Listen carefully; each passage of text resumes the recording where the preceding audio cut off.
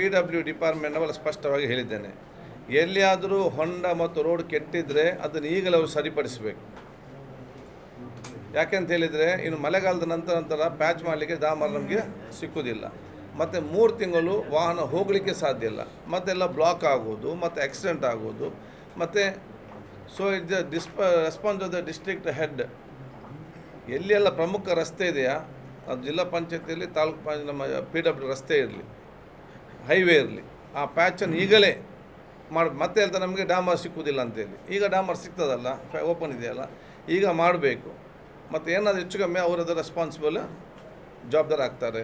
ಇದಕ್ಕೆ ಸಂಬಂಧಪಟ್ಟಾಗೆ ನಾನೆಲ್ಲ ನಾಗರಿಕರಿಗೂ ಕೂಡ ನಾನು ಹೇಳೋದಿಷ್ಟೇ, ಎಲ್ಲಿಯಾದರೂ ಅಂಥ ಪ್ರಮುಖವಾದ ರಸ್ತೆಯಲ್ಲಿ ದೊಡ್ಡ ಮಟ್ಟದ ಹೊಂಡ ಮತ್ತು ರಸ್ತೆ ಸರಿ ಇಲ್ಲದಿದ್ದಲ್ಲಿ ದಯವಿಟ್ಟು ವಾಟ್ಸಪ್ ಮುಖಾಂತರ ಅದು ಅವರ ನಮ್ಮ ಡಿಪಾರ್ಟ್ಮೆಂಟಿಗೆ, DC ಗೆ, ಉಸ್ತುವಾರಿ ಮಂತ್ರಿಗೆ ಮತ್ತು ನಮಗೆ ಅದನ್ನು ಕಳಿಸಿ ಅದನ್ನು ನಾವು ಸರಿಪಡಿಸಲಿಕ್ಕೆ ನಾವು ಸೂಚಿಸುವ ಮುಂಚೆ ಅಧಿಕಾರಿಗಳು ನಾಟ್ ಆ್ಯಕ್ಟಿವ್, ಅಧಿಕಾರಿಗಳು ಶುಡ್ ಬಿ ಪ್ರೊಆ್ಯಕ್ಟಿವ್.